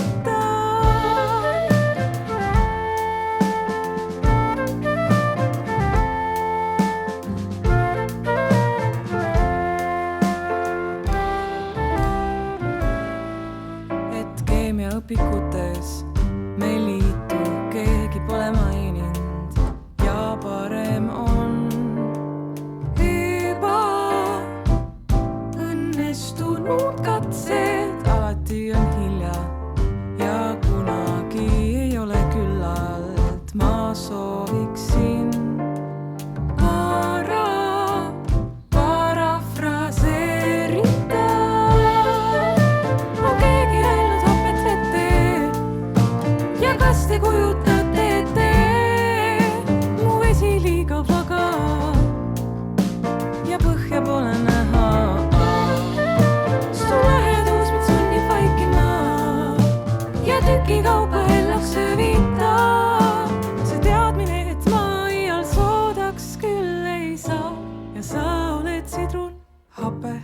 2 hüdroksüpropaan, 1, 2, 3 trigerboksüülhape, sidrunhape, 2 hüdroksüpropaan, 1, 2, 30 kiiruskatset, kui lähened ja tunned maitseid.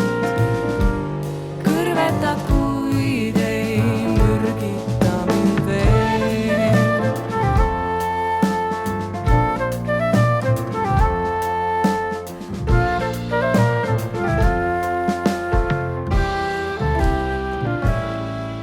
Kas naatriumist naine su kõrval pikas perspektiivis reageerida võiks ja oleks hundid söönud lambad terveks ravid, kuid ma teadusteatri veteraanis ei jääda saa. Andke siis au või ärge andke. On keegi öelnud õpetete ja kas te kujutate ette mu vesi liiga vaga ja põhja pole näha ei ole. Su lähedus mind sunnib vaikima ja tüki kaupa ellaks öövitab. See teadmine, et ma iial soodaks küll ei saa ja sa oled sidrunhape, 2 hüdroksüpropaan, 1, 2, 3 trigerboksüülhape, sidrunhape, 2 hüdroksüpropaan, 1, 2, 30 kiiruskatset, kui lähened ja tunned maitseid. Kõrvetad, kuid ei mürgita mind, sidrunhape, 2 hüdroksüpropaan, 1, 2, 3 trigerboksüülhape, sidrunhape, 2 hüdroksüpropaan, sidrunhape, 2 hüdroksüpropaan.